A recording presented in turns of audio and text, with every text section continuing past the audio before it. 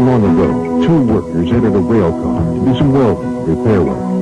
They did not realize there was a dangerous concentration of flammable gases. In fact, they didn't bother to check. Between them, they had made thousands of welds, working on a variety of jobs. But this job was different. This time, they were working in a confined space. The extra precautions needed to work in confined spaces safely were totally ignored, and it cost them their lives.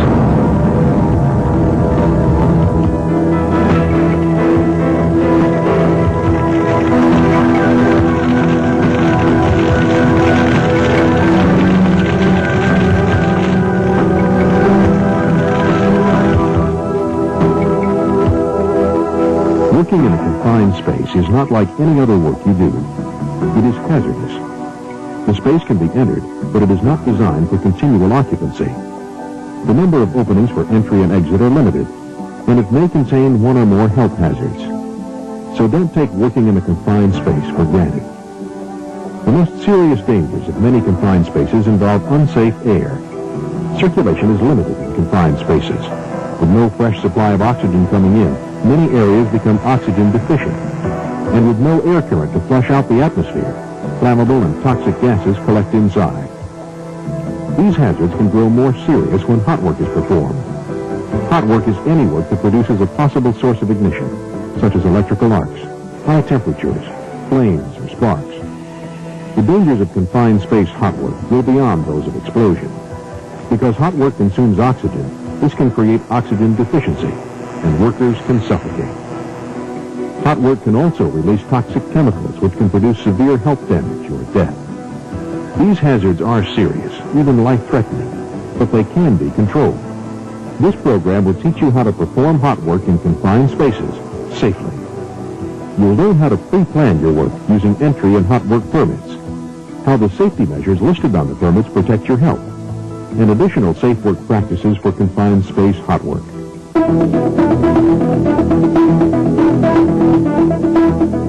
Before anyone enters a confined space entry permit must be completed and approved. The entry permit shows that workspace hazards have been identified and controlled. Along with the entry permit, special authorization is needed to perform hot work. The hot work authorization can be part of the entry permit itself or on a separate but attached hot work permit.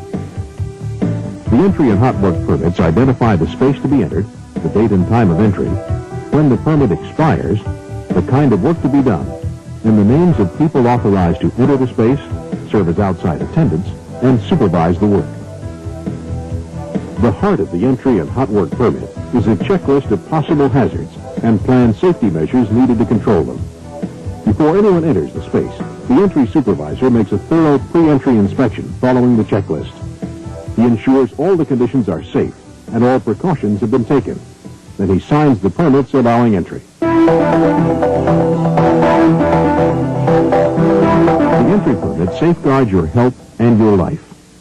Each company's permit is designed to protect its own workers under conditions at that particular workplace. So the permit is space and site specific. But there are steps common to all entry permits. So let's look at them now. Pre-entry training is required before you enter the confined space. The entry permit checklist often includes an item to verify that you have received this pre-entry training.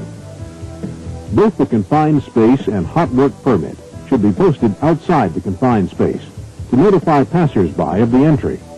In addition, many permits require barriers and warning signs be put up outside the space, preventing untrained people from moving in and out of the work area.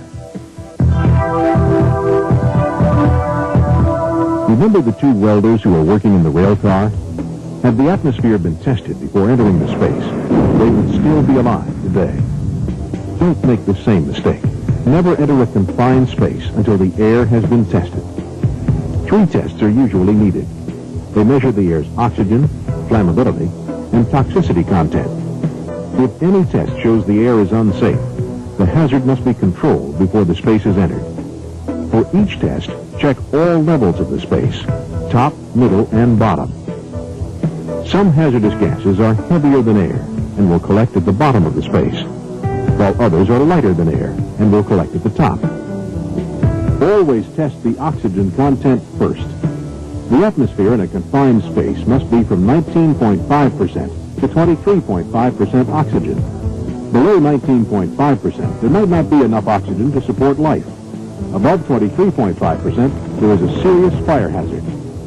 The second test is for flammability.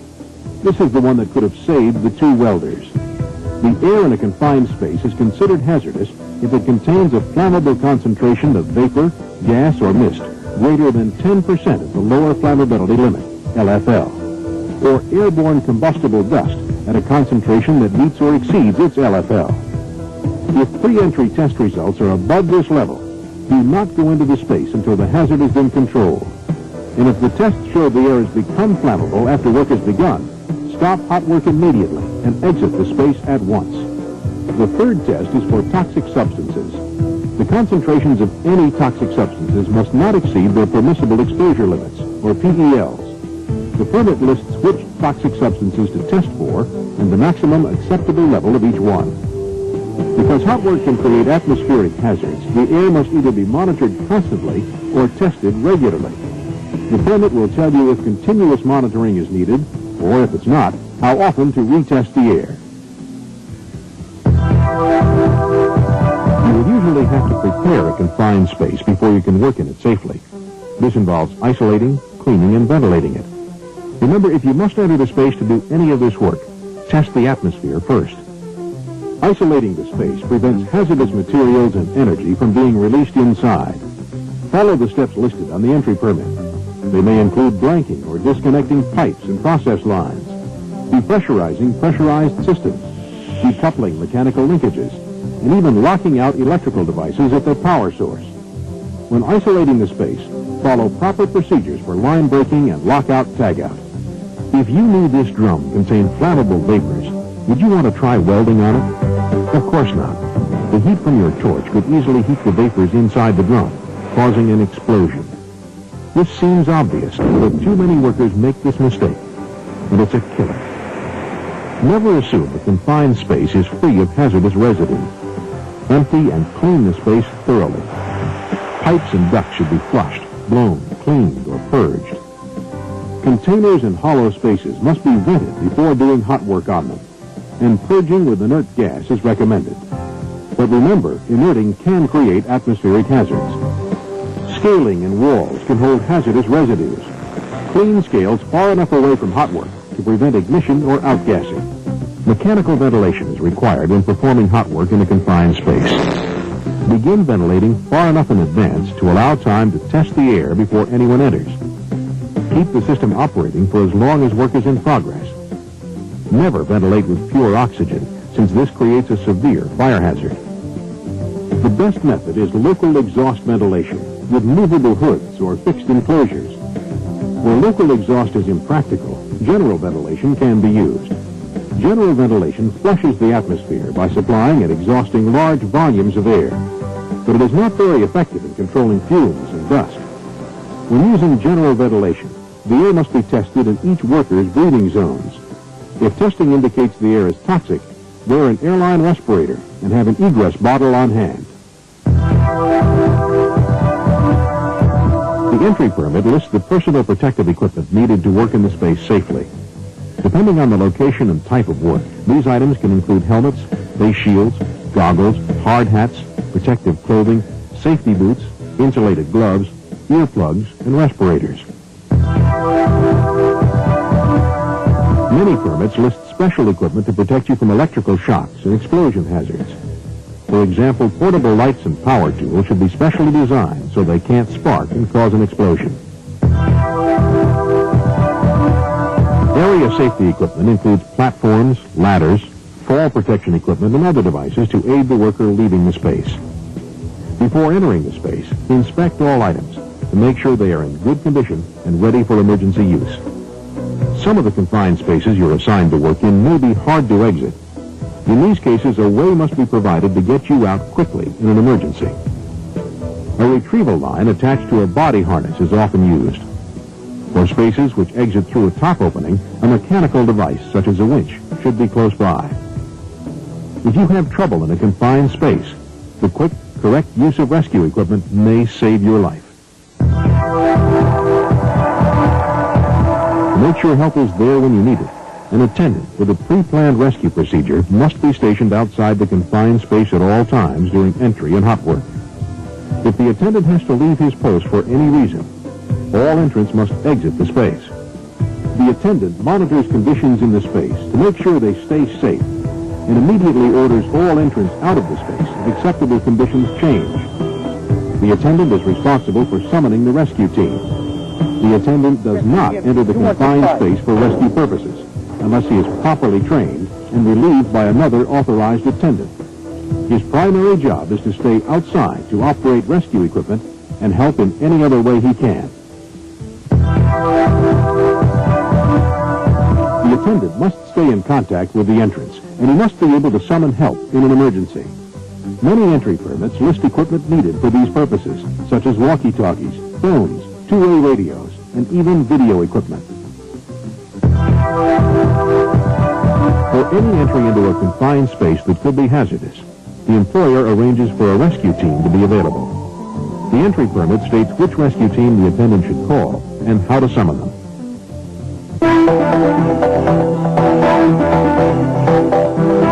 Many safety measures are not needed for general confined space entry, but are necessary for hot work. These steps can be listed either on the entry permit or in a checklist on a separate hot work permit. Here are some of the precautions most commonly listed. All equipment must be properly cared for and in good condition. Faulty equipment has caused many fires and electrocutions. Inspect your equipment before each use to eliminate hazards caused by damaged insulation, defective gauges, and deteriorated lines. Fire prevention is largely a matter of keeping combustibles away from sources of ignition. Your hot work equipment is a source of ignition. You can't change that. To fireproof your area, do not leave unprotected combustibles within 35 feet of hot work. Whenever possible, remove flammable liquids and combustibles such as scrap wood and paper. If these materials cannot be removed, shield them with flame-proof guards. If necessary, hang lagging cloth or tarps to protect machinery and other workers from sparks and spatter. Combustible walls and ceilings must also be shielded. Do not weld on metal walls that have combustible coverings or inner layers, or on pipes close enough to ignite combustible walls. If floors are combustible, including scaffolding, protect them with fire-resistant covers, damp sand, or wet them down with water. If you wet the floors down, protect yourself against shocks when performing arc welding or cutting. There are many cases on record in which sparks from hot work have flown through cracks or other small openings and started fires in nearby areas. To perform hot work in a confined space safely, you must protect adjoining areas from fire. Inspect bordering areas and clean or ventilate them if needed. Before performing hot work on a metal wall, move any combustibles on the other side away from the wall, or post a fire watch in that area.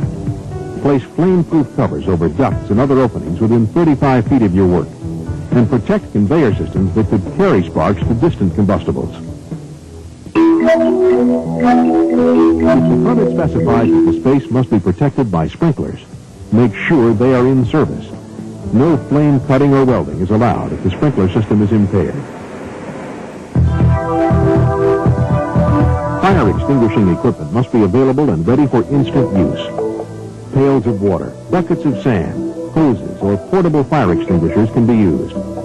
In most situations, water-based fire extinguishers are best. Remember, a CO2 extinguisher uses oxygen and can leave you safe from fire, but without any air to breathe.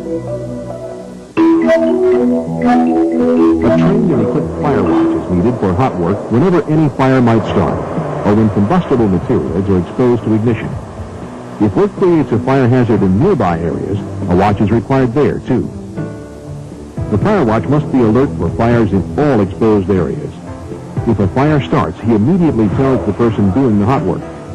The fire watch should not fight the fire unless he's sure he has the ability and equipment to put it out. Otherwise, he just sounds the alarm.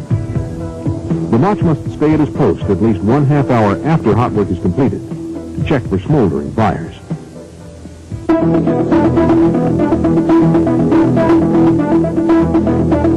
Never take welding machines or compressed gas cylinders into a confined space. Leave them outside, in a place where they won't interfere with paths of exit. Block wheel-mounted equipment to keep it from moving, and secure gas cylinders so they won't be knocked over.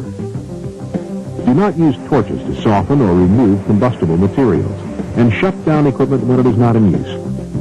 When gas welding is suspended for any significant time, such as during lunch, close the torch valve and shut off the gas supply at a point outside the confined space. Where practical, remove the torch and hose from the space. If arc welding is suspended, remove all electrodes from their holders.